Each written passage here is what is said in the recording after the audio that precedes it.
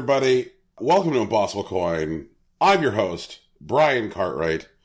And because it's all come down to this, and because it's the natural format of the show, I require only the finest and strongest of co-hosts.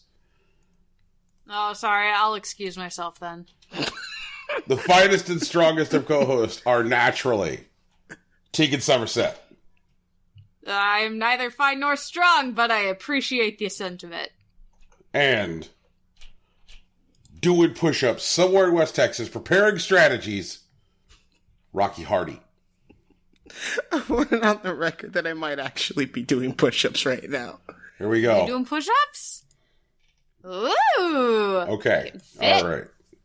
So, this is week 5, Impossible Coin's Game of the Year proceedings related to the releases of the year 2019, in which we designate the best that video games had to offer during the year of 2019. So again, I want to stress that these are video game awards related to video games which entered complete release in the year of 2019, with the exception of a few categories which are deliberately set aside to honor other things.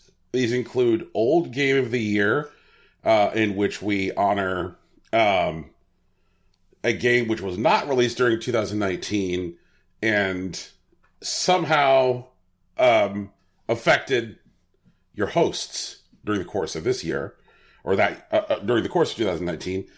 We also honor Ongoing Game of the Year, or Games as a Service, where we talk about a game's support and how it was supported by its developers. That is also a category which we set aside to honor a game that was not released in calendar 2019. Other categories, which are about, stuff not in 2019, or more specifically things that were not games in 2019, are most reprehensible business practice. That's not necessarily about a game. It was about Randy Pitchford. We also set aside a category to talk about the dumbest shit related to the video game industry. Again, not a game, but specifically called out in the category. But other than that, we talk about the best video games of 2019. Is everybody on board? Have I adequately explained what is going on? I'm not really sure what's happening, but sure. Okay. Tegan? I mean, I think I get it. Okay. Could you run it by me one more time? These are the best video games of 2019. That is what these awards are about. I'm just going to give everybody our winners in each category so far. In Fallout 76 presents... Wait. Can we also specify... I know you said games must be in full release. Sure. But can we also let everyone on the record say that when we say full release, we mean before December 1st? Yes. Because we use December to catch up on anything that we might have missed that the other hosts think are exceptional, that anybody else is exceptionally passionate about. Woof. And so that's why we have not said anything about Life is Strange 2. Specifically.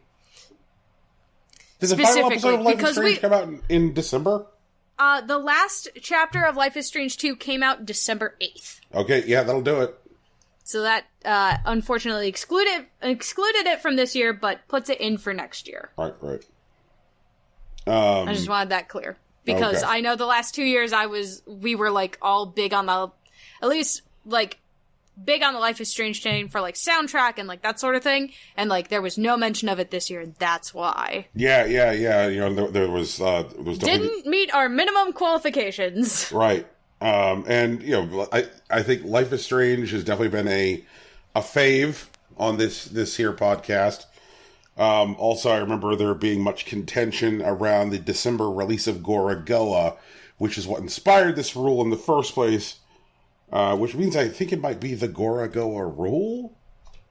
Because Gorogoa came out in the middle of December. And so there was what the fuck? What do we do here? Right. Yeah. Okay, so here's what's won so far.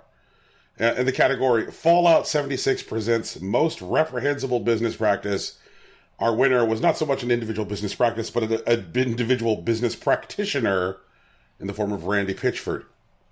The dumbest shit was Stadia. I think that one was, a runaway winner. The biggest disappointment was... Am I saying this right? That the biggest disappointment was Cadence of Hyrule? Yep. Because it had a lot of additional potential that it didn't live up to. Yeah. There's unrealized potential. Yes. And for best sound design, our winner was Sayonara Wild Hearts. For best bop or original soundtrack, our winner was Sayonara Wild Hearts. For best new character, Baby in a Jar. BB. His name is BB. BB in a Jar. No, it's just BB. Okay, BB. He's not in a jar. He's in an artificial womb. Okay. For Kyoto Animation presents Best Girl / Waifu, parentheses, anime, parentheses, also says waifu, Parvati from Outer Worlds. Brian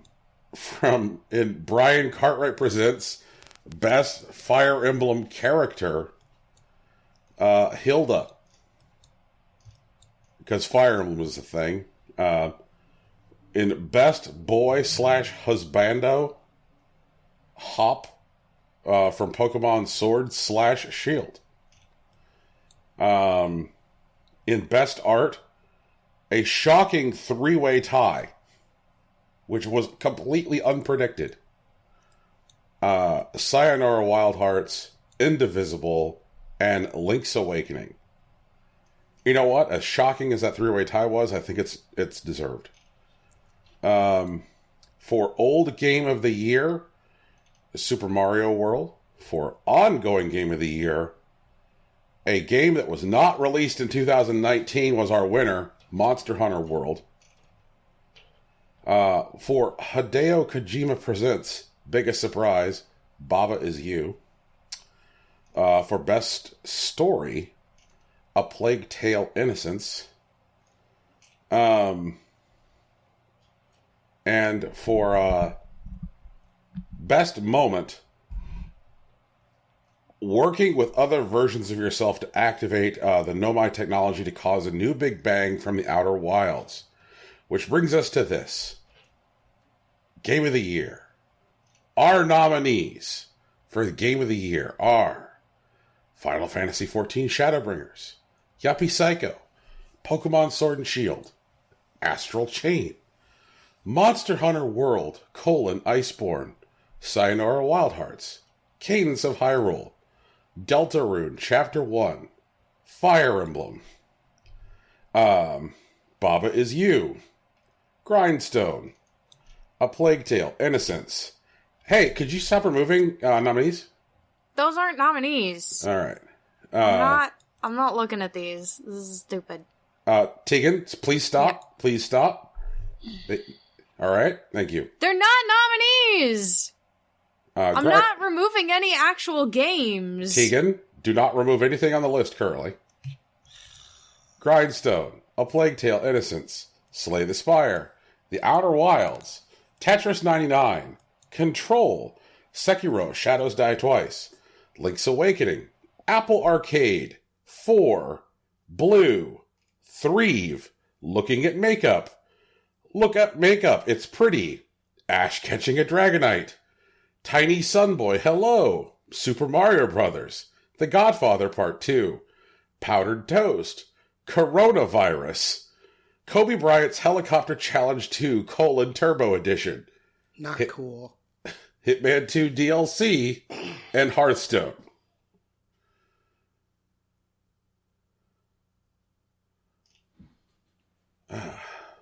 So it sounds like, Tegan, you have some objection to some of these nominees. Fine, I'll do it. Yeah, Brian, they're not games. I mean... They're not even, like, video game related. But Super Mario Brothers is clearly a video game. Brian... It's also a game that wasn't released in 2019. Okay. I will remove these things.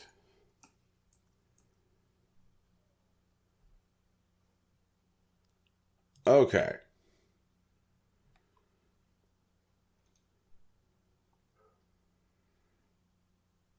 All right. Well, then I think that our list has been shortened. So who gets first cut? I do. Okay. I'm going to cut Monster Hunter Iceborne.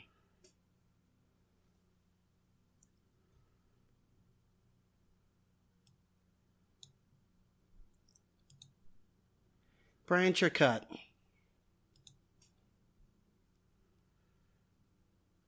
Rocky, you've contended that Monster Hunter Iceborne is a thing that stands on its own. I agree, yeah. He just doesn't think it's the best game of this year. That's fine. I doubt that is his position, based on the number of categories it has been represented in. What are you going to do about it? Can I offer you Cadence of Hyrule for Monster Hunter Iceborne? No thanks. I'm going to cut Monster Hunter World Iceborne. Okay. Well, I think that being that Cadence of Hyrule was our winner for biggest disappointment, it should probably go. That sounds That's fair. entirely reasonable. Yep. I'm gonna cut Link's Awakening. A lot of these are really easy cuts. They're good games. They just weren't the best game of this year.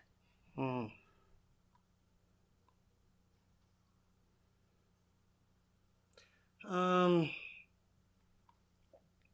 going to cut Astral Chain.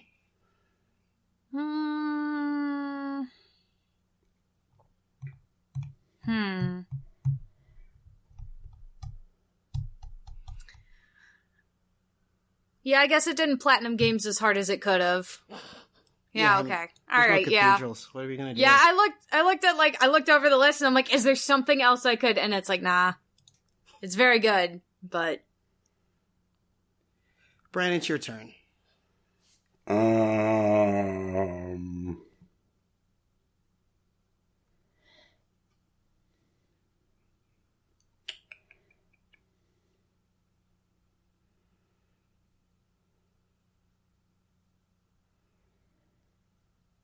want to cut Slay the Spire.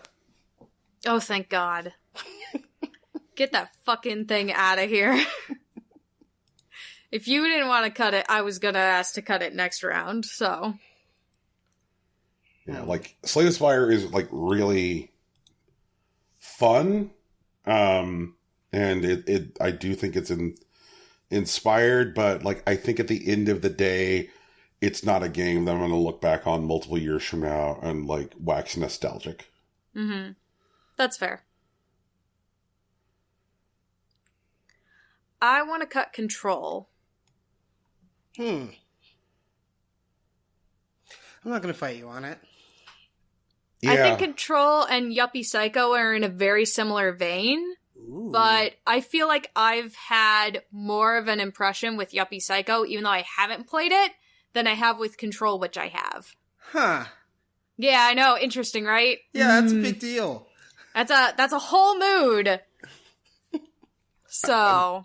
I think I'm with it. Like, and this is not meant to be any kind of, like, denigration to Control. It's just that, like, I haven't had a chance to finish Control yet, and this list is supposed to be a reflection of Impossible Coin's video gaming in 2019, and, like, I don't think that us elevating Control to the list at this point would be anything other than academic. You know? So turns out, in a shocking twist of events, I'm the person who added that one section from Control into Best Moment, and I forgot about it. And that's how I know, probably okay to cut it. Yeah. Fair enough. But I remember a lot of what Rocky said about Yuppie Psycho, so there's that. There is also that. Also, the Ashtray Maze is actually pretty cool. Yeah, it is really cool, but, like, I just freaking forgot entirely about it. True enough. We have 2 cuts left. Is that it? Yep. Yeah. I'm gonna cut Tetris 90. Ugh, Jesus Christ. I'm gonna cut Tetris 99? I know it sounded like a question, I just wasn't sure it was gonna come out of my mouth. That's fair. Voice still struggling to come back? Yeah. Is that what's up? There's some sore spots still. Hmm. Brian, I think you have the last cut. Okay. We did all the easy cuts. No, I'm going to say a thing, and I'm going to say the bad thing, but the bad thing I think will get us to a good place. So, forgive me, but we need to go there. I would like to cut Final Fantasy XIV Shadowbringers. How I come? mean, I don't know why that's a bad thing. I would like to cut it on the basis of it not being a full video game in the calendar year of 2019. What makes you say that? Because it is DLC contingent upon the ownership of another game. That's not exactly true. So I do not need to own Final Fantasy XIV to play Final Fantasy XIV Shadowbringers. Well, you do. Yeah, that's true. But if you just want to play Shadowbringers, you can play Shadowbringers.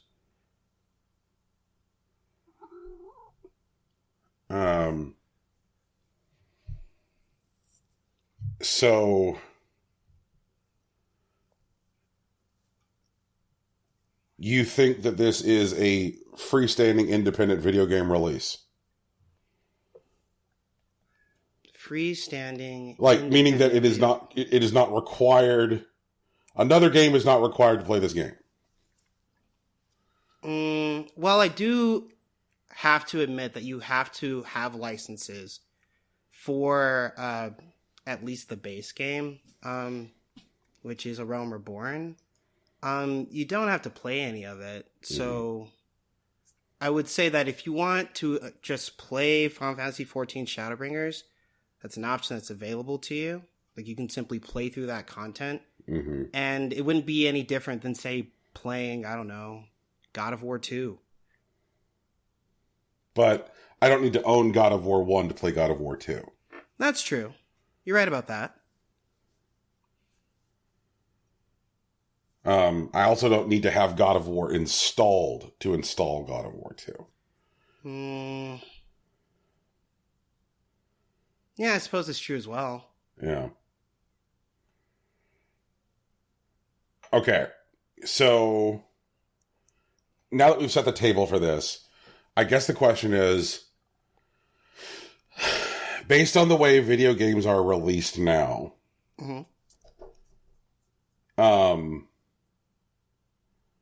is this rule outdated? I'd argue a little bit. Tegan. I think it depends on the amount of content added. I think there was enough content added in Shadowbringers for it to count as a fully released game for this year. But, like, I would think that, like, the Kingdom Hearts DLC that just came out, Remind, I don't think that counts as a full video game.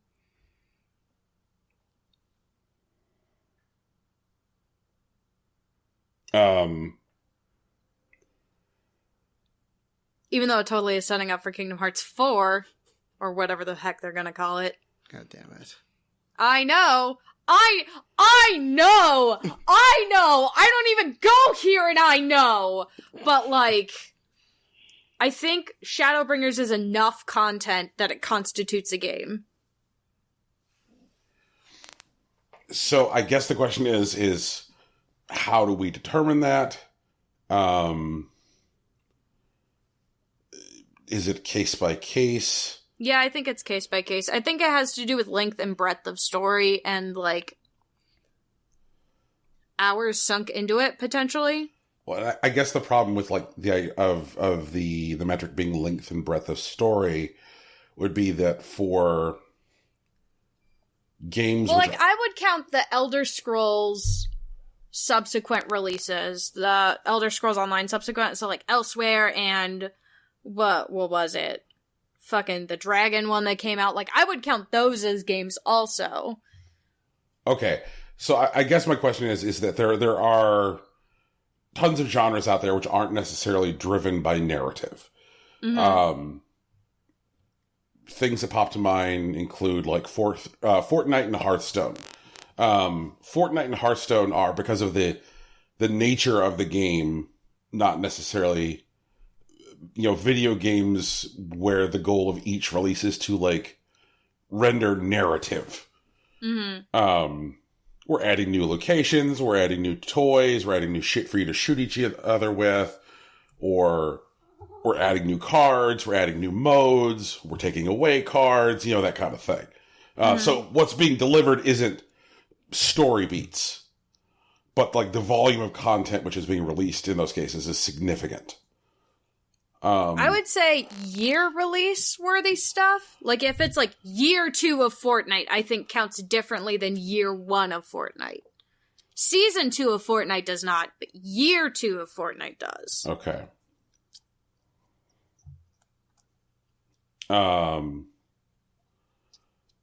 So in cases where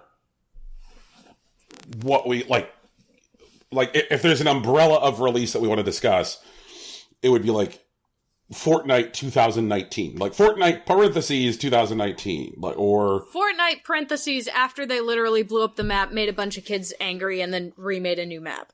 Okay, right. All right. Like, post that event. I think the changes or additions have to be significant enough. And I think that's something that we decide before the Game of the Year conversation. I would say that, as we have been discussing it this year, Final Fantasy XIV Shadowbringers is a game on its own. The Hitman 2 additional content is a game on its own. And we count them as such. Mm-hmm. As we have been this entire conversation so far.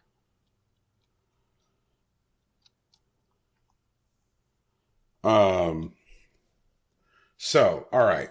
That all said, it sounds to me like Final Fantasy XIV Shadowbringers should be part of our conversation. I want to walk back to our first cut of Monster Hunter World Iceborne. Rocky, did you make that cut in an effort to avoid this fight? No. Okay, cool. That's all I need to know. Final Fantasy IV, or Monster Hunter World Iceborne's added, like, a new section of the map and, like, 10 new monsters, I think? But it was still the same game. Right? Am I reading that correctly? Actually, while I think its amount of content that they added was significant enough to be considered a, like, entire experience on its own, you actually have to go through the Monster Hunter World content before you can play Iceborne. So you can't sit down and play Iceborne.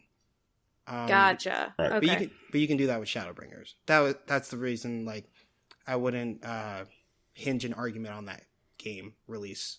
It's still a game, but... And, yeah. Fair. I think that, like, the distinction... Like, historically what Monster Hunter did when Monster Hunter was being released on cartridges for consoles that were primarily handhelds was when it came time for, like, its off-cycle year releases, they would give them, like, names like Monster Hunter Up Your Ass, where, like, it would be mostly like a DX or a plus version of the old game, but it was being released as a new title. That, like, the major difference here was the reason that Iceborne is an expansion pack is because it is a different platform where more easily DLC can be sold. Or more reliably DLC can be sold. Like, when they were selling, like, the 3DS games, the off-cycle stuff was just sold as a new game.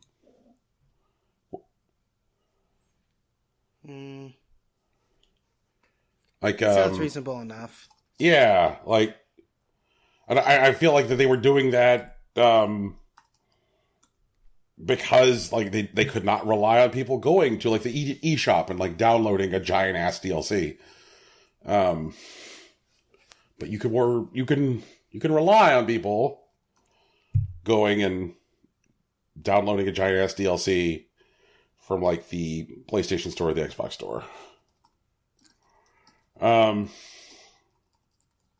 Man, I can't wait till next year when I get to absolutely pitch a fit about Harvest Moon Friends of Mineral Town re-release on Switch. Oh, fuck. Oh, all those waifus gonna be in Best Waifu. Oh, man. I'm looking forward to our Best Harvest Moon character category.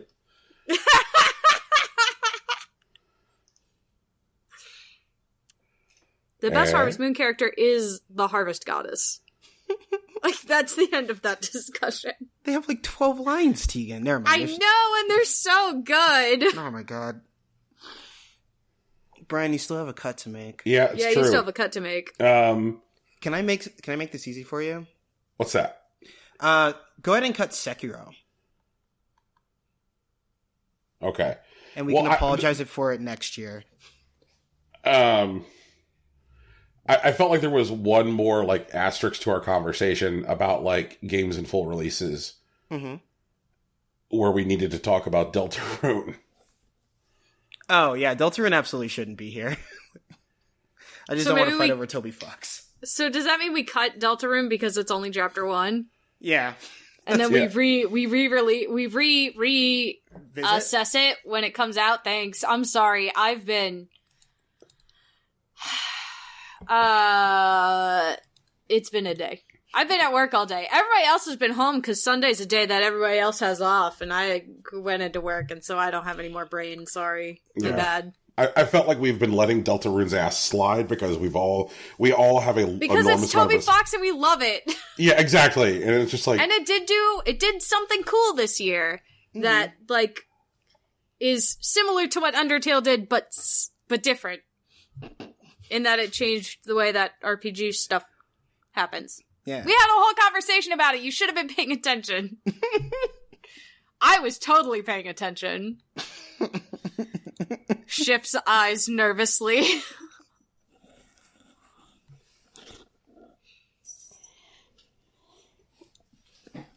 Anyway, so we got our 10 now. So now we just argue about which one goes where. Yep. Our 10 titles remaining are Final Fantasy XIV Shadowbringers, Yuppie Psycho, Pokemon Sword and Shield, Sayonara Wild Hearts, Fire Emblem Three Houses, Baba Is You, Grindstone, A Plague Tale Innocence, The Outer Wilds, and Sekiro. I think I already know number 1 and number 10, and I'd like to place them accordingly. Oh. Yes. I'm making a bold assumption based on these boys that I've been recording with now for 3 years. I say number 1 is going to be Sayonara Wild Hearts, number 10 is going to be Sekiro. Everything else is going to be in between. I'm fine with that. I don't see Sayonara Wild Hearts being number 1. Really? But you agree that Sekiro is number 10? I mean, I feel like it's a good jumping off point. I mean, considering that Rocky was just about to cut it, before we were like, Deltarune shouldn't actually be here, so let's cut that. I think fair. I think that's where it goes. Yeah, and that is why I think it is a good jumping off point. But you don't think Sayonara Wild Hearts is going to be number 1? I do not. Interesting. Bold. Okay, well, you can place the next game then, I guess. Or Rocky can. I don't know. We don't usually do this part like turn-based. Right, we yeah, just start putting stuff places. We are now like entirely in the collaborative phase. No, this is an action RPG now. This is oh yeah, you're right. You're right. Action RPG. Man, I made a bold assumption. I'm cool with it. I still think I'm right, but whatever. I'd like to put Fire Emblem Three Houses at a soft number 6. Okay. I think that's fair. A soft number 6. Bottom 4, but not at the bottom. Mm-hmm. I can get behind that.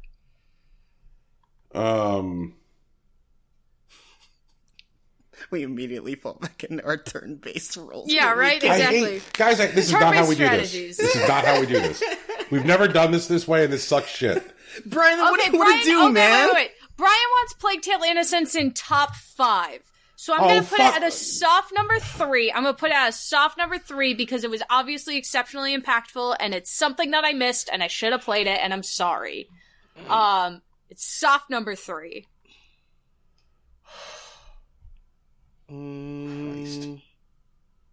I'd like to put Yuppie Psycho at a soft number 4. Okay. I'm into that. I think Pokemon Sword and Shield should be in the bottom 5. Mm-hmm. Could we do like a soft number 8 for that? I feel that. Alright. Man, Brian's just like letting us go. Oh, he's gonna give us edits after. It's cool. Oh, okay. He's gonna come in with notes. Yeah. This is like being invited to a 3-way and then getting creeped out and just watching. You're the guy filming. This is fucking gross. Continue Brian, doing it. I don't know. Put something somewhere, man. I don't like this. What do you want What to do? don't you like? This is not how we've done this. We haven't done a lot of things the way we usually do them. Whatever, man. Okay, no, Brian, how do we normally do this? I forgot. Fuck. Oh, I don't know. I don't remember how anything goes. We put a thing on, and then we put another thing in. We go, that should go above or below, and then the list just grows from there. Okay. So you would Well, seed I just the made some list. bold assumptions. You seed the list, and then you put something above or below it, and then the list grows out from there.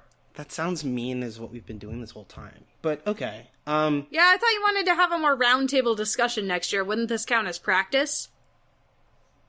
I'm okay with that. Alright, Brian, I think Grindstone should go above Fire Emblem Three Houses. How do you feel about that? Shit, yeah. Okay. But I don't think it should be higher than a Plague Tale Innocence or Yuppie Psycho. I'd like to put it around number 5. Is that okay with you?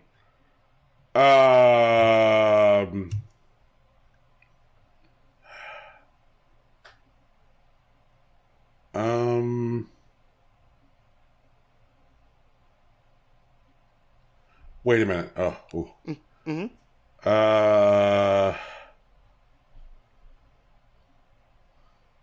I want it higher. You want it higher than number 5? I want it higher than number 5. Okay. Where would you like to put it instead? Number 4. Okay. Does that mean that these other two move up? Or do you think it should be above Yuppie Psycho?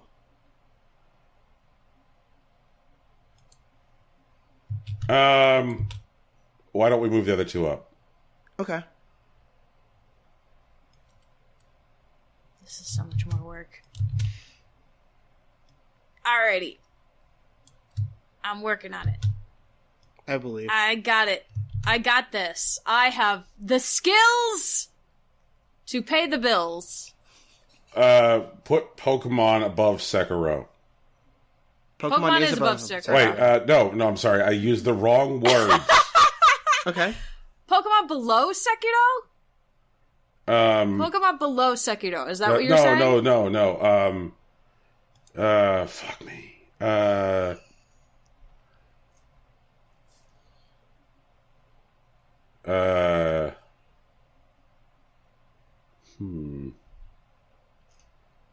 Yeah, no. Push Pokemon down further. Push Pokemon down.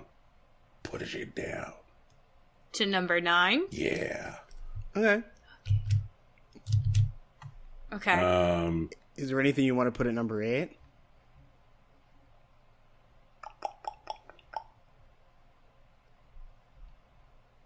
Brian, if you fucking pull another thing like you did last week with Best Moment, I will make an unholy sound. I have no idea what you're talking about. What did I pull? Oh my god! I honestly have no idea what you're talking about, so I don't know what I pulled. That's alright. We'll find out if you do it again or not. Oh god, now I'm in a minefield. But Brian, it's been a minefield the whole time. Well, now I'm in a double is minefield. This is a different minefield because before I didn't have any mines on the field, and now I've just littered them in front of Brian. Rocky, do you know what I'm talking about? No. Vaguely, I think. Oh God! Oh no! Yeah. No one has any idea what the fuck you're talking about. Actually, no, I do know what she's talking about. Okay. Brian, do you want to put anything in number 8? Yeah, Sayonara Wild Hearts. Okay. I don't know if I agree with this. Why? I'd like Sayonara Wild Hearts to be higher, but Well, that's what happens. This I'll is let not him in put- stone. None of this is. This is not law yet. well, yeah, Right. all these are soft numbers, man.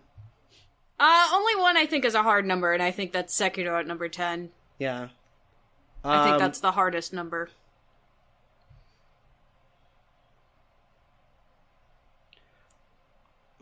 Man, if only there was a way to screen capture so they could see me rolling around this whole thing again. Oh, That's what we need to figure out for next year. We need to figure out how to, like, screen capture whoever's marking all these off so that they can share that with our Patreon also. It's actually a really easy thing to do. Like, if we're just recording, honestly. Like, I mean, you can use OBS for it if you really want to. Yeah. I don't know what an OBS is, so okay. It's the software that most streamers use to, like, capture their PC screen to, like, go on Twitch and whatnot.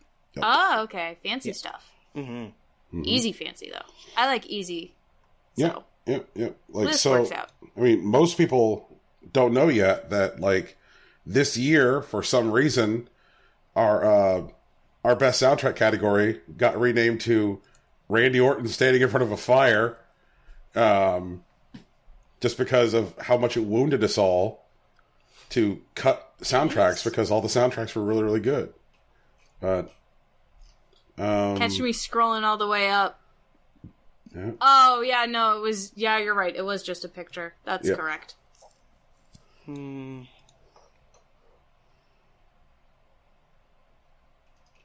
Brian, are you saying... Are you possibly suggesting... Based on the games that aren't currently listed here and the slots that are open, are you possibly suggesting that Baba Is You is Game of the Year? Is our number 1 slot? Oh, I mean, I'm not suggesting, but I wouldn't object to it. I'm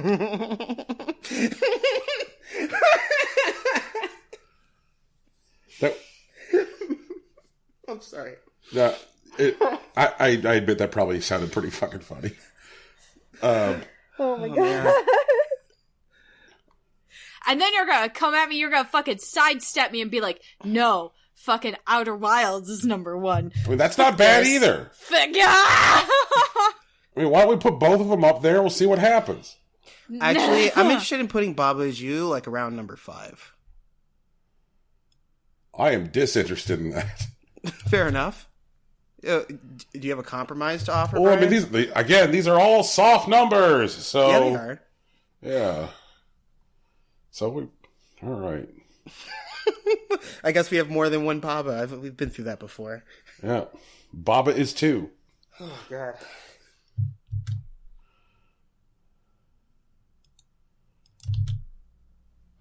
All right. Time to start pushing. Hold Yeah, on. I am. That's exactly There's what I'm doing.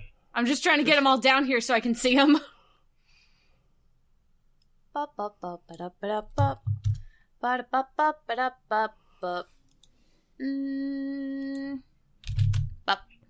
Okay, that's all of them. Now they're all in the same spot, so it's a lot easier for me to move them around. For sure. I disagree with Baba Is You as number 1. I don't think disagree. it's number 1 either. It is a very good video game. I think it Yeah, deserves to be in top 5, but I don't think it's number 1. Yeah, I'll give it top 5 for sure, but it's not number 1. Not after what it did. What did Baba's You do? Okay, it was Tegan. I want to clarify it. That wasn't Baba Is You. That was definitely Brian.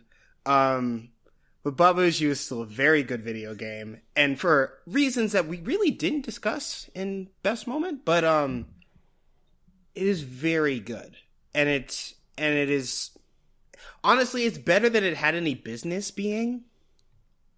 Like, given like the this is gonna sound dumb, and I apologize, but given like the energy around it, it is very, very good for what it appeared to offer.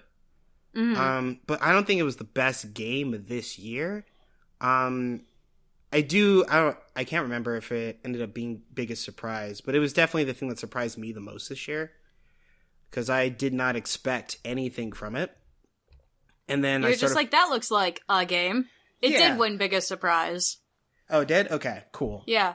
Because the game itself, like it starts with an interesting premise. It gives you space to like fuck around with it. It's firm on its own rules, but outside of that, it kind of lets you do what you want. And like it constantly reinvents itself, like as you progress through it.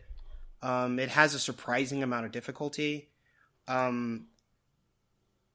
Showing that like, and it's not difficulty in the way that like is cheap. It's basically the Dark Souls of puzzle games. I just had to say that once so I can get out of my system. Oh, but it's thanks for coming to the last episode of Impossible Coin. It'll be back. Don't worry about it, guys. But it is difficult in a rewarding way that whenever you do finish a puzzle, you do feel good about it. There is a sense of accomplishment. There are very few instances where you just get burnt out, like, thank God this is finally over.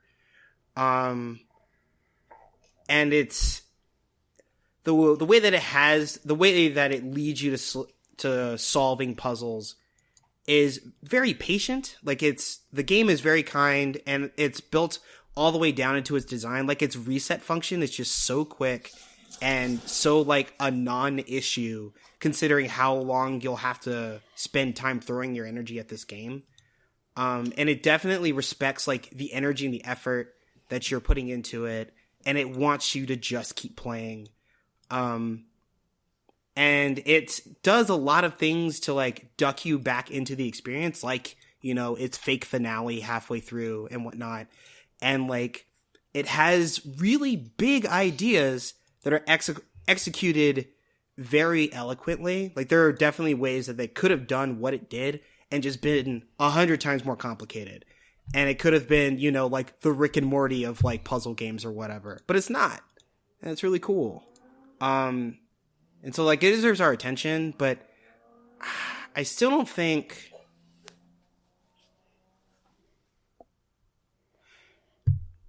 personally, I'm not sure if Baba's You is better than Yuppie Psycho or Plague Tale Innocence.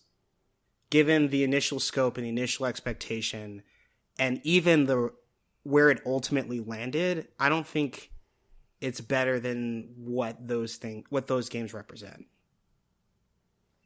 At the very least. There's a game that has to be missing from our list. I disagree, but go ahead. No, I mean that literally, because we have a list here which has Baba Is You on it twice. Yeah, Right. Outer Wilds and Final Fantasy are sharing a slot right now. Mm-hmm. There's two games listed in number 7 right now. Because I was just getting them all down. No games are missing. I just had to slot it in somewhere. Mm-hmm. To make my life easy. As the person who is actually moving all these games around. Thank you for your I don't think that, like, look, man, you could try and slander Baba's You by comparing it to Dark Souls and Rick and Morty. Wow. But, Okay. but you're not going to make me love it any less. Baba's You Sure. is a fantastic game. Mm-hmm. And I really do think that, like, in a generation of games, which is going to be best generalized, when we look back on like this era of video gaming, which, you know, the 2010s in video gaming were really dominated by the Xbox One and the PS3 because they got released in 2013. And so, like, they were around for most of that decade of gaming. A lot of what we're going to remember about that generation of gaming is either long load times or dumb shit sequences where we have to like sidewalk through crevices or stoop in passages to walk slowly, which poorly and clumsily hide load times. Like intentional choke points where like characters have to like, oh, now I have to walk through a bog really slowly. I understand what you're describing. Yeah. Baba Is You says, you know what? Fuck load times. Fuck them. Fuck them. You dead? That sucks, man. Here you go. You actually broke the Baba Is You phrase, or nothing is you. That's okay, dude. Start over immediately. Like, yeah, that's a big deal. Yeah, and like, it was weird to expect that, and it fundamentally changed my level of engagement with that game, because it meant that dying was not something to be overly paranoid about. Okay. Yeah. If Baba Is You had any kind of load times, do you think you would have engaged with it as hard as you did? I think my overall like play time would have been fractioned. But I still feel like I would have gotten through it.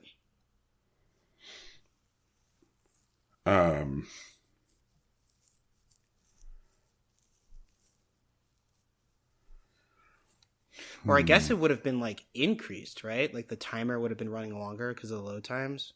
Mm-hmm. But like my actual play time may have been like fragmented. And I guess that would have been because I would have gotten frustrated a lot earlier.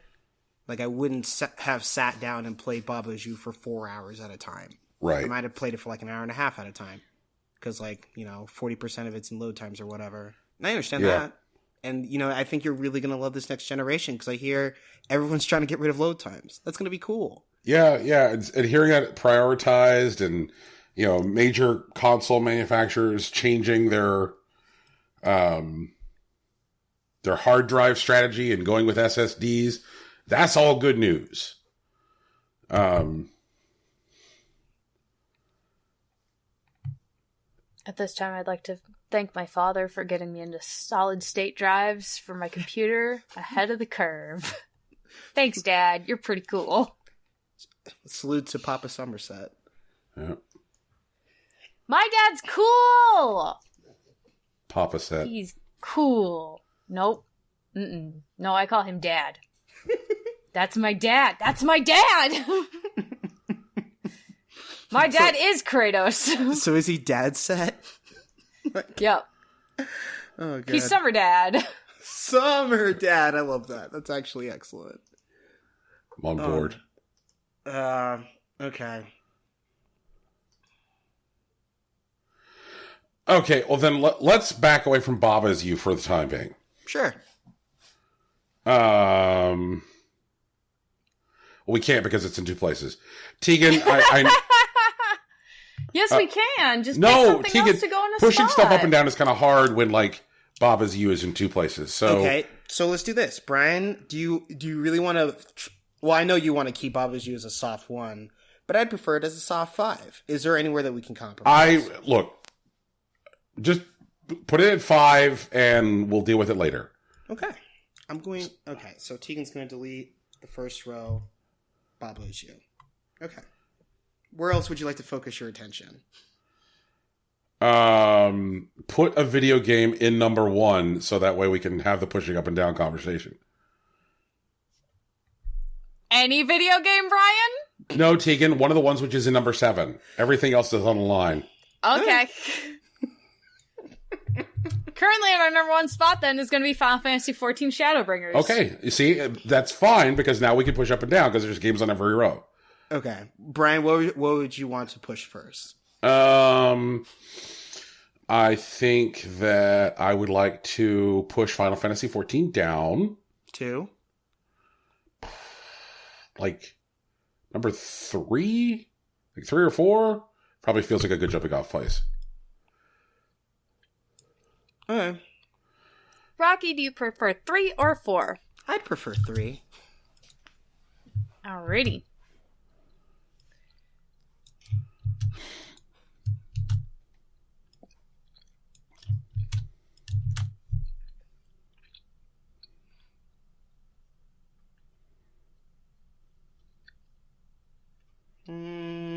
I'm actually cool with this.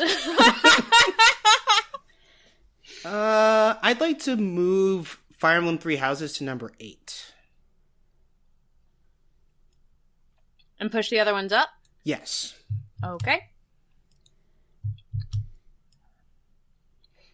I'd actually like to just flip Sayonara Wild Hearts and Fire Emblem.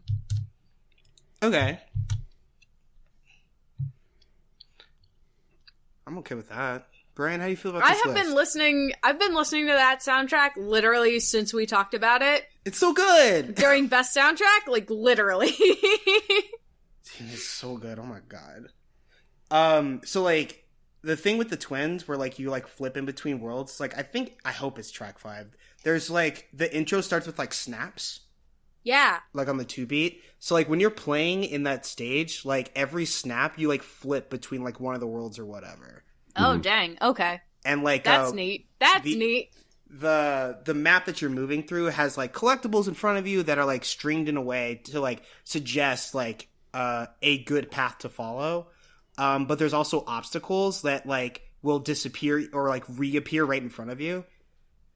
So, like, the simplest way to do it would just be to follow the collectibles and, like, try to remember where the next set is in front of you so that you can cycle into them, and that'll help you dodge, like, the obstacles. But it's really cool because, like, when you're moving in time with the snaps, like, it hits a good part of your brain. I liked it a lot.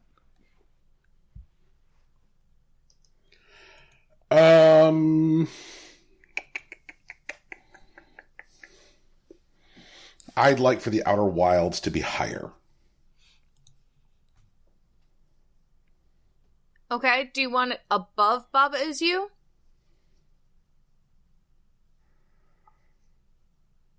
Yes. Okay.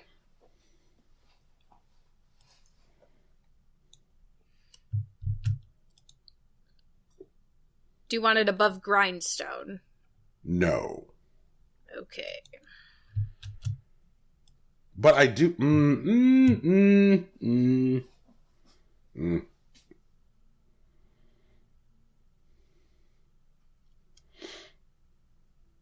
I'm waiting. No, keep on going. Keep on going. Okay. Do the business. I don't want to do the business. It's a lot of work. It's a lot of work, Brian. Making me cut and paste stuff. Don't like it. Wait, Tegan, not above Grindstone. That was not above Grindstone. Fuck me. Yeah. Dang it. I got them mixed up. My bad. Too much work. Can't do it. I'd like to move Final Fantasy XIV Shadowbringers higher. To number 2. Hang on. What? Just let me think. Wait a minute. We've spent fucking 4 weeks Let him finish. We've spent fucking 4 weeks arguing about whether or not it even counted as a game. And now you're like, it might be the second best game that came out this year. Tegan. Okay, Tegan, there is a line of thinking that supports that. That, like, I know. Final Fantasy I know 14, there is. I know there is, but, like, why did we have 4 weeks of it's not even a game, only to have it be like, yeah, maybe it's the second best game that came out? Frustrations abound. Oh my goodness. Oh, Brian's doing different kinds of strats this year, and I don't like them. I don't This is at all. actually pretty dangerous. Okay. And now... Now you want Baba Is You to be number 1. And now I'd like to move Grindstone up 1. What? I don't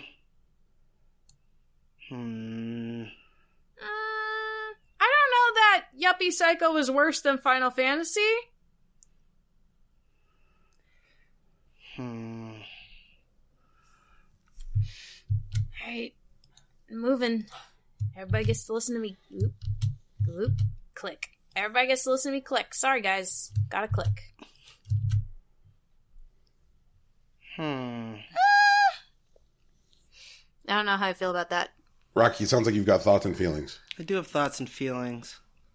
I'm a man like anyone else, Brian. Oh, I'm a woman. We don't need feelings. Jesus. Oh, man. There was a good quote I saw the other day. It's like, you think I'm heartless? I just learned how to use my heart less.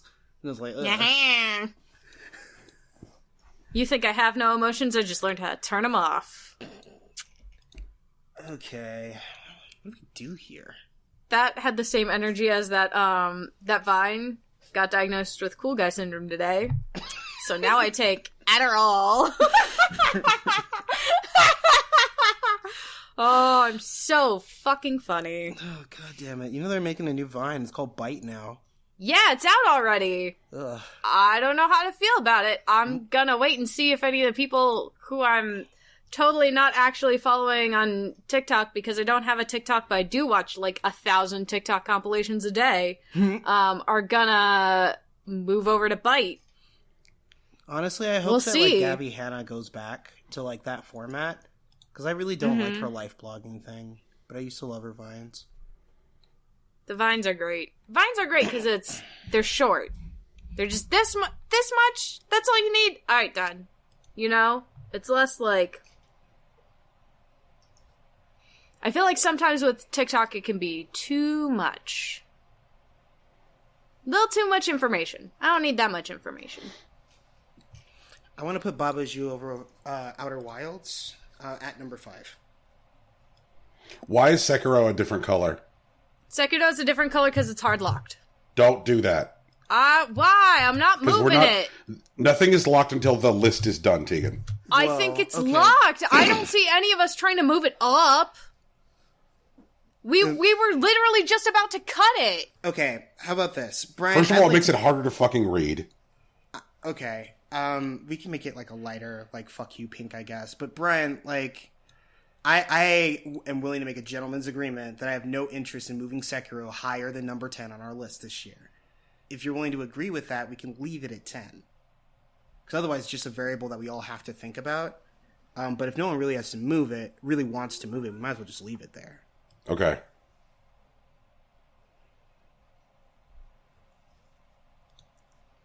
All right.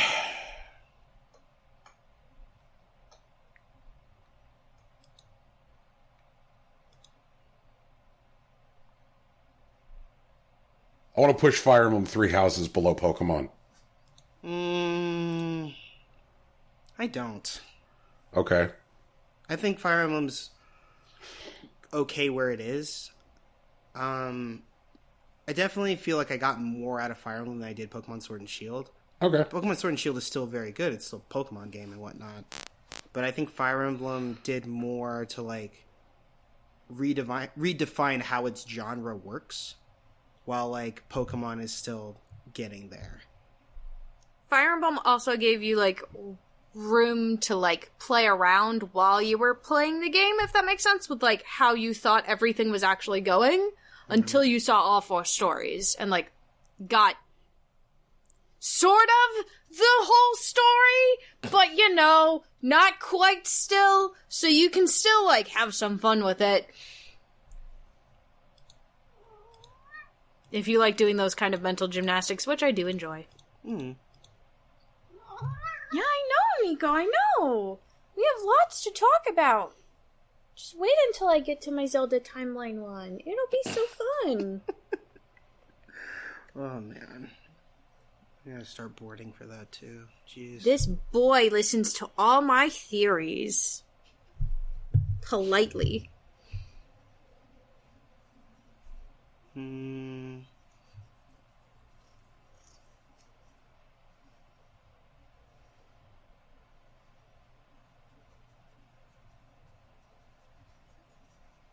What's up, Rocky? I'm thinking. There's a lot to think about here. I'm personally still not happy with Final Fantasy at number 2.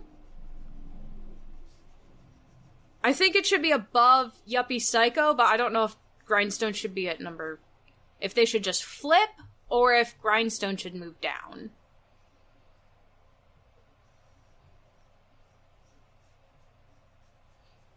I'm also not particularly happy with where Sayonara Wild Hearts is, but, like, I also don't think it needs to be in the top 5, if that makes sense. I'd like to flip Grindstone and the Outer Wilds.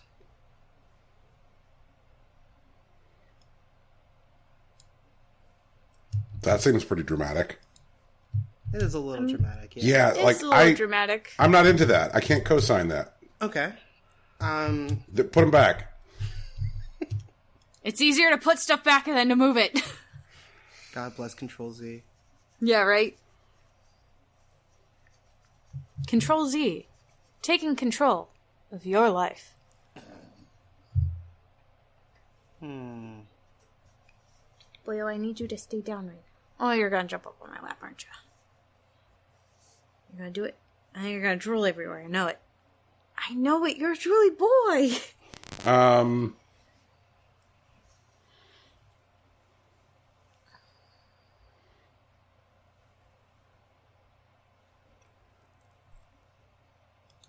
Push Grindstone down 1. Okay.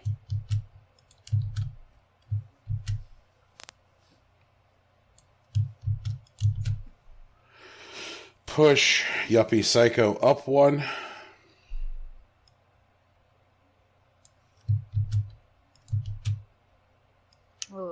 Okay.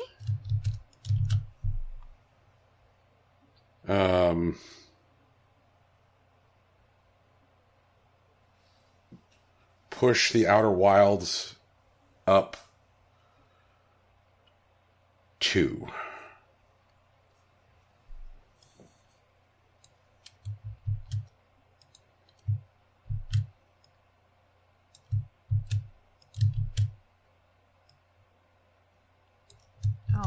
Okay.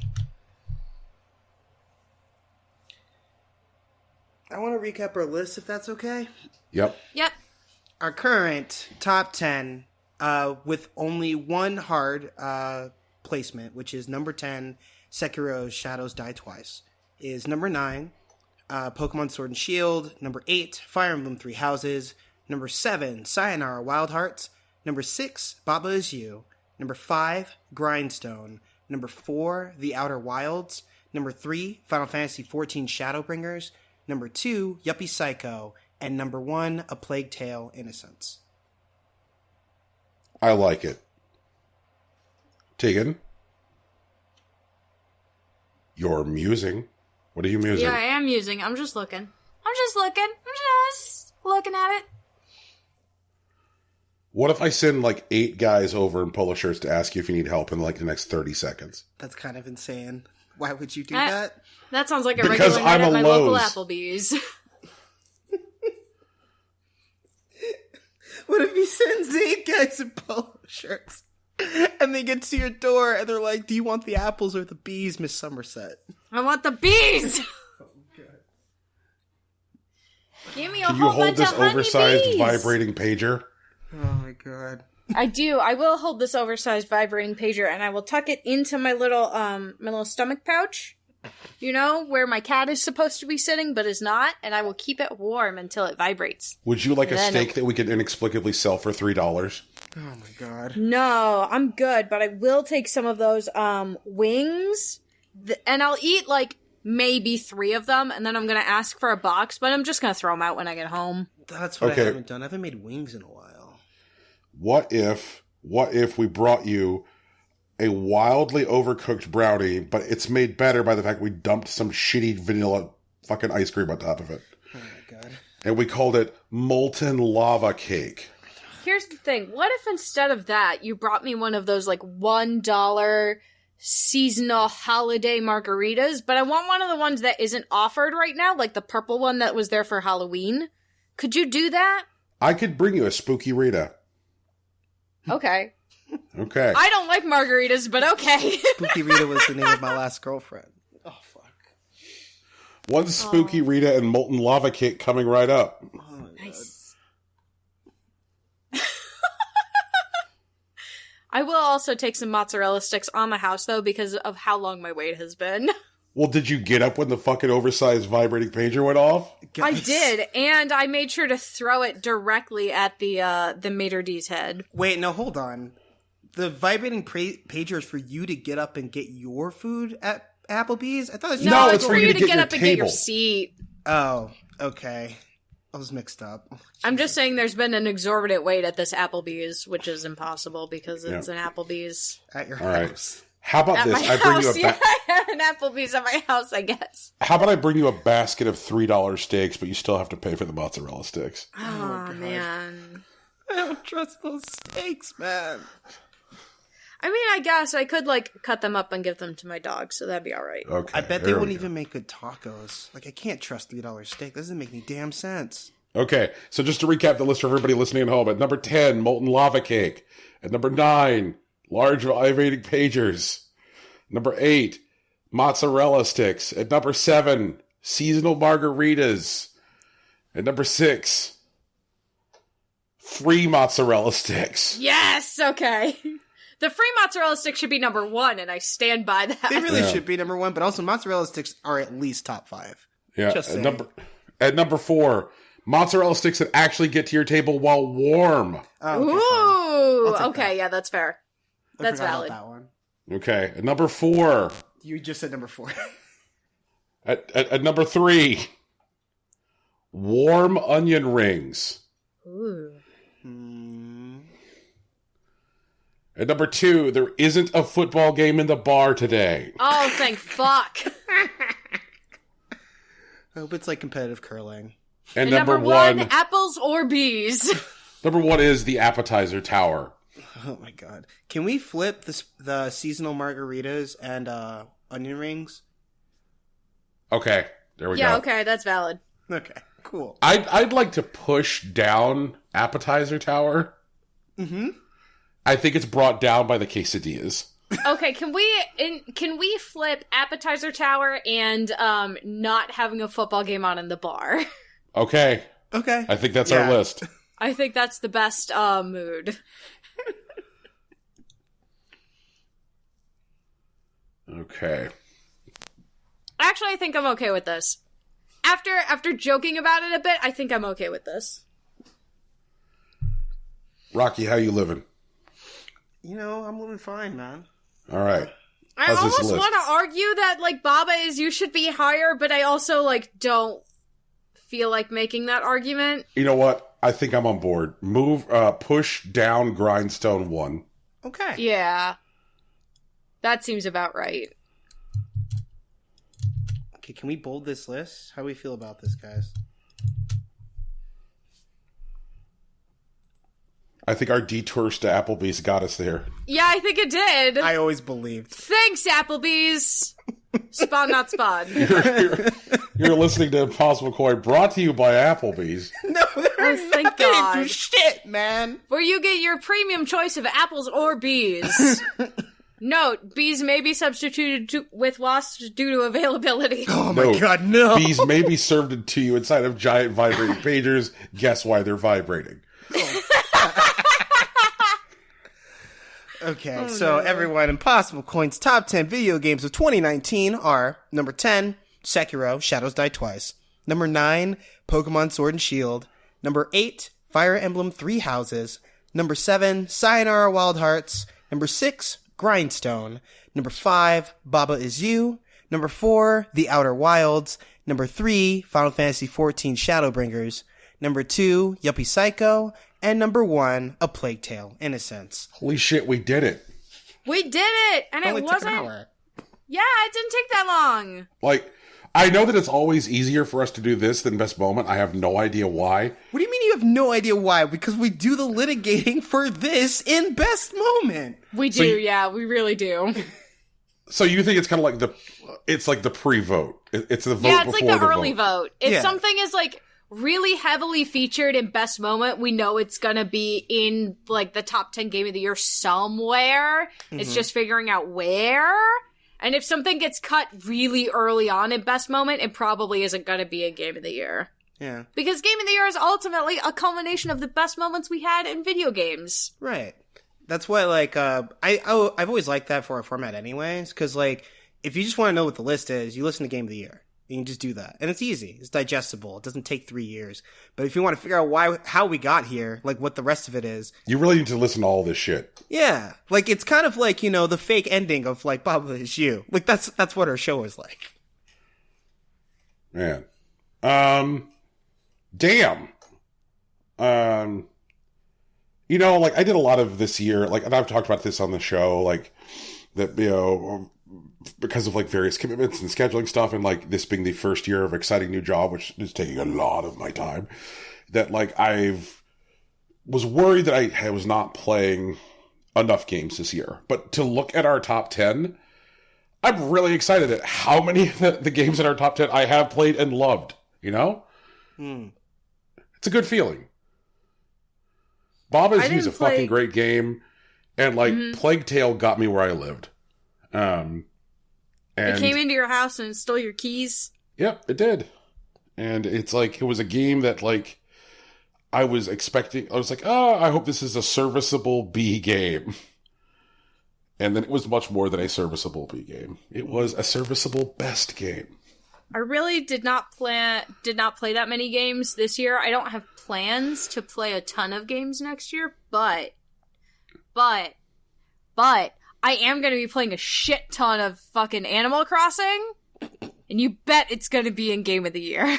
Well, I mean, historically, the year that we are leaving, you know, the year that has passed, 2019, is generally, in the way people generally consume video games, a down year for most consumers. Usually the year before the change of a generation is when players experience, like, heavy fatigue, because the stuff which is coming out kind of feels like the stuff that's already been out. Yeah. So I am very much looking forward to a year in which, like, we see the ideas and the concepts which the industry has been sitting on because they have felt hamstrung by technology. And I can move a beautiful baby Xbox Series X into my living room, make room for it in my life. I hate that they named it that. Well, I mean, that's the problem. I mean, like, they're Xboxes. Now they are just Xboxes. And I'm fine with that. Like, they clarified the naming convention. The name of the new Xbox is just Xbox. It's just whether you get a Series X, a Series S, or whatever they're calling the third box. Tegan? So hard on the fucking retail workers, man. When somebody just rolls in and is like, I'd like an Xbox? I'd like an Xbox. Yes, which one? I'd like the Xbox. Yeah, there are 6 of them. Which fucking one do you want? Because Joe Schmo's mom does not know the difference between an Xbox and an Xbox and an Xbox. And then she's gonna get mad at the poor retail worker who's not making any money for not explaining why is it so confusing, because I have all the control over naming the Xbox. I don't even work retail anymore and I'm mad about it. Well, don't worry, Tegan. GameStop will be collapsed by the time those consoles come out. Yay! So, I guess, Tegan, you are now in a position where you can talk about GameStop? I mean, I guess I can. Yeah. I can do that. I can do that news now. When there's GameStop news, which is a thing. So, but we don't have to talk about that right now. Shit. I mean, there's something that I've been wanting to talk about on this show for a fucking month. Oh, what is it? Which is GameStop's stock price. Oh, God. I appreciate not talking about it while I was employed there. GameStop is currently trading at $4.32. That's real, y'all. And when they released their quarterly financials for Q4, now this is Q4. That's holiday time, yo. Yes. You don't know. If you don't know anything about the stock market like me, it's holiday time. They said that their retail business dropped 27% during Q4. Oof. Yeah. And also GameStop had been trying to sell itself. They're like, we're on the market. And after they announced that their retail business shrank 27% in the course of 90 days during the busiest retail period of the year, they're like, oh, we're no longer for sale. So I don't know. It's January, and I'm going to go on record right now, because this is obviously being recorded because we are a podcast, and say I'm willing to make the bet right now that GameStop does not make it to 2021. Bold. Yep. Just like when Toys R Us was imploding, it was doing stuff like quarter-over-quarter drops of like 6 to 8%, which people were calling dire. And this is like, Jesus fucking Christ. I'll take that bet. You'll take that bet? Yeah, because I mean, they are in a really bad spot. Like, absolutely, they're under $5 a share right now. But also, this year is the beginning of a new console cycle for two of the major like platform holders. And, like, they make their money on, like, hardware and then games. Like, I think they'll make it in 2021. I can accept that. Like, maybe even off of pre-orders alone. Maybe. But they've gotta make it to November. Right. But, like, what they'll do, like, they'll absorb debt. And maybe they don't end up in the black again by, like, January 2021. But, like, a lot of companies, like, don't operate in the black. Like, they'll still be a company in 2021. I'll take that bet. I'll put 10 on it. I mean, I think that if they were to somehow voodoo their way into 2021, because they're like animated undead corpse, get some kind of like terrible private equity lending, it will only be to like die in 2021. Like there's just I look at the list of companies that like take on private equity money, and so much of it is just like they take the money, they can't reverse their fortunes, and then the private equity companies come to like dismantle them and sell off their assets. Yeah, I mean, I'm pretty sure that, like, GameStop doesn't have a place in, like, our current future. Like, maybe they somehow successfully transition into a lifestyle brand, but that's not happening in a year, so that may be too late for that. That's true. Yeah. But, like, I could honestly see GameStop going the way of, like, Blockbuster, where, like, GameStop proper, where they're, like, what, Grapevine, Texas? I can't remember where they're actually at. Like, they go... Oh, is that right? God bless. Yep, that's exactly correct. And they go under, or whatever. But, like, the thousands of brick-and-mortar stores, like, just end up doing their own thing and essentially start operating as, like, virtually independent stores that still have, like, the GameStop name attached to them. And a lot of them will close. Like, that's also a thing that may happen. But, I mean, like... There's like two Blockbusters in El Paso, and like Blockbuster as a company does not exist. It's not fucking real. But like those stores are still there. The difference between Blockbuster and GameStop. The difference between Blockbuster and GameStop is that people like Blockbuster. What's that? People like Blockbuster. Well, I think that there are people out there who do have legitimate, like, positive feelings and nostalgia toward GameStop. But is that, like, Blockbuster still had franchise locations. Like, most Blockbusters were corporately owned, but not all of them. Mm-hmm. And so, like, Blockbuster could, like, issue a memo to their corporate-owned stores and say, like, okay, guys, you're all closing on this day, and that would happen to the corporate-owned stores. And most of the franchises were not owned by people who had enough, like, capital to be like, I can weather this, you know, the closure of my parent corporation, and I have a market which can seemingly support, you know, video rental.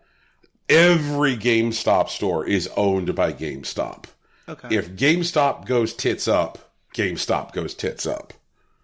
There are no franchise GameStops. And that is because during the very first crisis, of, like, we're all going to close for at the time Babbage's, the investment that came involved buying back any outstanding franchises and bringing them back under the corporate umbrella. Yeah, this is a company which has looked like it's going to implode, like, at least 4 times. Mm. So here's the real question, I guess, then. If GameStop goes tits up, what happens to EB Games? It also goes tits up. I don't know that it would, though. That's the more profitable of the two. By, like, significant margins. Because it's in Canada. So, I don't know.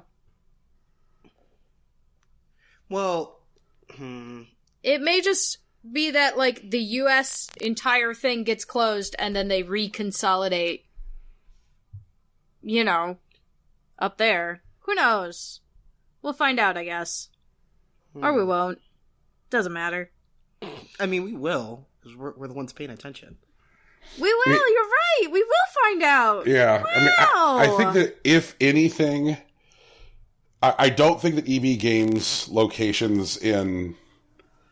Like, I think that, like, when GameStop dies and is selling off various assets, because they need to try and satisfy people that they owe money to, that a thing that may get sold off as an asset worth keeping are specifically the EB Games stores in Australia and New Zealand. The Canada stores will close. That's on fire. Yeah, that's on fire. Those are done. But, like... No, I mean Australia's on fire. Yeah, I mean that... We'll keep the locations that are literally in flames, but the rest of them gotta go. Yeah. But there is still, like, a very healthy and robust and stable physical games market in Australia, which has to do with, like, you thought American internet access was bad. Australia says, hold my beer. Oh, yeah. Well, I mean, that's why we have Australian openers, especially, like, in stuff like Final Fantasy. Yeah. So, I could see... I can see the Australian business being sold off, but, like, GameStop is fucked. But I guess as we close the book on 2019, what are you guys most looking forward to? Animal Crossing. Animal Crossing New Horizons. I was in that commercial. Me! That was my avatar in that commercial. I'm already playing the game. Tegan, are you willing to share the name of your island with the audience? I will, but not right now. Fair enough. Okay. I'm interested to see what this Temtem business is going to be about. It's going to be... The schedule is going to keep it in early access through 2020, with a release scheduled for 2021. But it's gotten some good buzz, albeit with, like, a substantially, like, smaller player base than what Pokemon plays with. But I've heard good things, and I'm interested to see what it's about. I'll tell you a secret. We got a VR set for Christmas. Ooh. Yeah. We're gonna be in that VR tech. Probably not doing too much, but you know. Well, Sony's supposed to lean more heavily on VR in the next, like, generation. Mm-hmm. It'll be interesting, I think. And even though Oculus is owned by Facebook, like, Oculus is also doing good VR stuff. Mm-hmm. Well, the Oculus Quest was like the first kind of like meaningful VR headset that did not require you to have a whole bunch of cables spilling out of the back of your head like the fucking Predator monster. So, that is what we own. What? That's what we got. That's what we got. The got a PS4 Quest? headset? No, we got the Oculus. Oh, for sure. It's nice. We're enjoying it. I say we, I mean Alex. I don't get to play it. Alex is playing it. That's what happens with all the toys that are really cool. Alex uses them. I'll get it later. It's okay. I'm super stoked about Animal Crossing New Horizons. Yes. My enthusiasm is real. You aren't even playing Animal Crossing, like, tide me over until it comes out. Because it's a trash bag, Tegan. I'm not gonna fucking, like, pour a trash bag into my mouth because I'm hungry. Like, I am a raccoon digging through the garbage. some of us are not raccoons. You don't get a cute panda mask then, so... I'll live. I definitely want to fuck with the Final Fantasy VII remake. Like, at this point, like, I think that the expectations are high, and it's not quite up to Final Fantasy 15 level of, like, but it's a Square, man. People got to take a look at when they sit on something forever. So that's kind of crazy. I want to fuck with that. I'm not sure if I feel terribly compelled to play Doom Eternal. How about you guys? I don't at all. Yeah. I'm not interested. Last of Us Part 2, May. Like, one of the few games which doesn't seem to have been banished to Q4 for this year. Really looking forward to that. I have on my list... because I have a list, apparently. Let me pull up my list. Ari and the Secret of Seasons, Christ Tale, Digimon Survive, and that God game that's coming. Wait, are you talking about Chris Tale? Like the one with like Yeah, the that red-haired girl with the sword that cuts through time or Yeah. whatever? Yeah! I played that demo. That one looks good. I got that one pre-ordered. Looks cute. Don't care for their Discord, though. And Gods and Monsters. That's it. Um, I'm willing to hear what it has to say.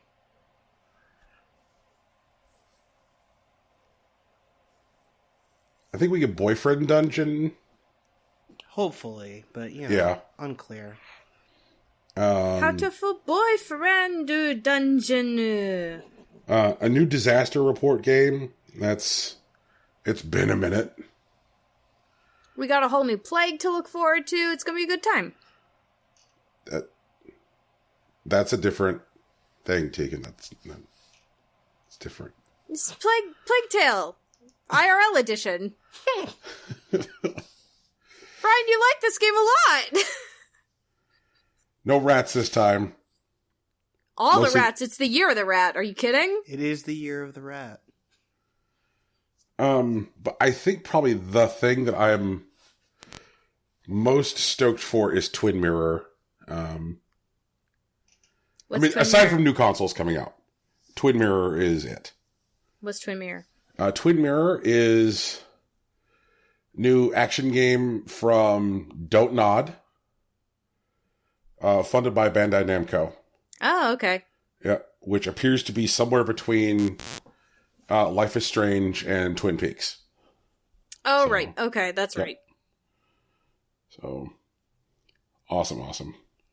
So I guess, yeah, We did it. We did a thing, guys. We did a thing. We have selected our games of the year. This is a podcast. It's funded through Patreon. And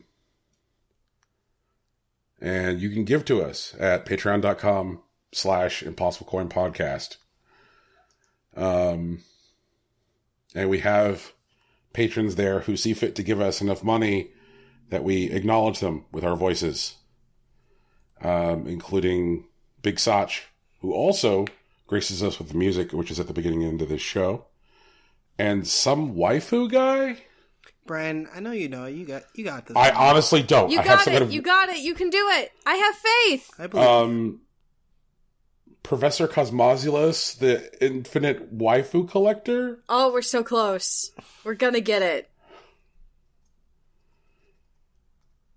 I don't know his name, but I do know he is the premier waifuologist. Okay. I got that part. Okay. Rocky, what's the rest of it? Because I'm stupid. His name's Sigurd. Sigurd Albrecht. Or Sig, for short. Sorry, Sig, we'll get it. One of these days we'll get it. Sorry, Sig. Jesus Christ, I'm very bad at podcasting. You are very bad at podcasting, but that's okay. That's why you got us. It's weird. We're okay at podcasting. This is definitely an okay thing to listen to that isn't dumb. Callback. Yeah, you're welcome. We always try and do a callback at the end of the year. All right. I think? Or is that just a thing that we started doing and I didn't realize it wasn't a thing? No, we always do it. Oh, okay, cool. I am disappointed that Romancing the Juice Machine did not make the top 10, but... That's okay. Yeah. It never will. As long as I'm alive. Ooh, got him. All right. Rocky, take us home. What? Oh, yeah. Hey, guys. So you may have heard, but this is a podcast. We are here every week. I swear to God. It's called Impossible Coin, and it's available wherever podcasts are found. We'd appreciate it if you, whenever you got it from, iTunes, Google Play, Stitcher, or Spotify, if you take a little bit of time out of your busy lives and maybe leave us a review, say some good things about us, build us up, or honestly, you can trash us, and so people can figure out what the noise is about. Either way, we'd appreciate it, especially if you left it on iTunes. As Brian mentioned earlier, there's music at the beginning and the end of this podcast. It's produced by our friend Big Sach. You can find his work on soundcloud.com/Big Sach NJ. But if you want to talk to the man, the myth, the legend, you can find him on Twitter at Hillary_Swank. Our logo and t-shirt were designed by Lauren Moran. You can find her on Twitter at Lauren Moran. And like us, she has a Patreon. So if you throw a couple bucks our way, it wouldn't be a bad idea to give her a couple bucks too, because she's doing great work. We're all on social media. It's all Impossible Coin, with the exception of the Patreon, which is Impossible Coin Podcast. But outside of that, there's no hyphens or spaces or anything weird like that. It's just Impossible Coin. Brian usually hangs out on Facebook and Patreon. I'm on Twitter, and Tegan's on Tumblr. So get at us, about the show. Word. Peace. Bye. Later. You suck.